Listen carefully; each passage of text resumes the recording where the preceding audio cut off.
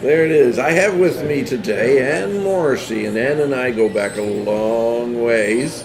I don't know exactly the year we started working together. Do you remember anyways close to? I think it was 1990, John, because it was the International Year of Literacy, and so I was starting a new job in 1990, and so I would say we met then.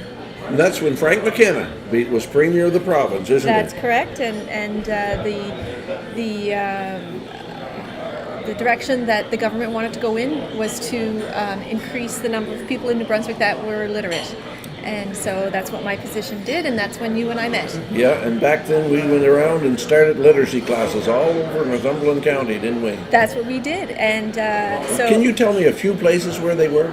Yeah, so we had literacy classes in Blackville, of course, with you. We had them in Chelmsford, in the Warwick Road, in Bay St. Anne's, the Rapids, Chatham, Newcastle, Boys Town.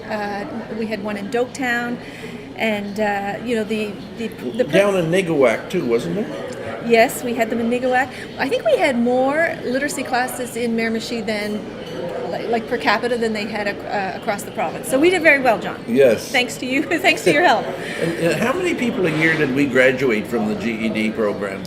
I'm not sure how many I'm not sure of It'd those. be 25 or 30 though, wouldn't there, every year? Yeah, we would have had, yes. And it went on since what year did you say? It was since 1990, yeah. 1990. Mm-hmm. So that's how many years from 1990 till 2019? That would be 29 years. Wow, Yeah. 29 years. Almost 30 years, yeah. With 20 or 30 people a year. Yeah. But there's a problem. And the problem is the illiteracy rate didn't go down a whole lot, some. Yeah. So that's it. So the illiteracy rate did go down. What we did is after we had the little classes in all the communities, in Miramichi, we did a pilot project. And what the pilot project was is we brought together all those little classes and all those committees together, and we formed a board.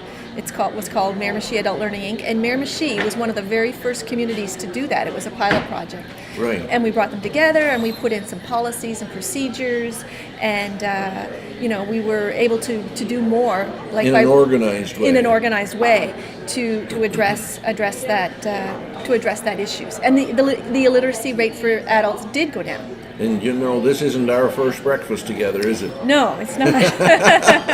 You and I used to have breakfast up in Quarryville. Yes, and in fact, when we brought that regional committee together, I think, John, you were one of the presidents at that time that helped, form that organization and bring it together. Didn't we have, I think I was the first president, and then we had a Francophone one and an Anglophone one, didn't we? Yes, there was and I should also say that thanks to the work of the volunteers like yourself and the work of government, we were able to put the policies and procedures in place, which they took across the rest of the province to help promote